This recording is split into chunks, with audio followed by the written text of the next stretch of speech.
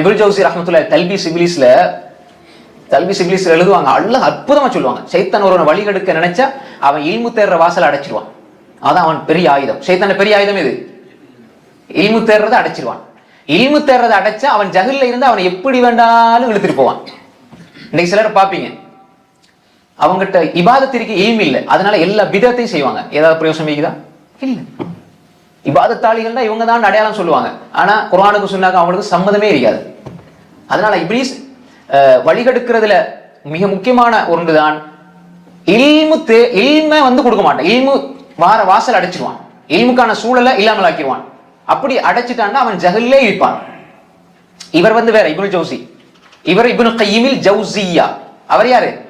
இப்னுல் Jawzi. அவர் எழுதின தல்பீஸ் இப்லீஸ், சிஃபத்து ஸஃப்வா, அப்படி அந்த மாதிரி புத்தகங்களில் அதுல அவர் அழகா விளங்கப்படுது. தல்பீஸ் இப்லீஸ்ங்கிறது இப்லீஸ் எப்படி எப்படிலாம் மனுஷனை குழப்புவாங்கிற ஒரு அற்புதமான புத்தகம்.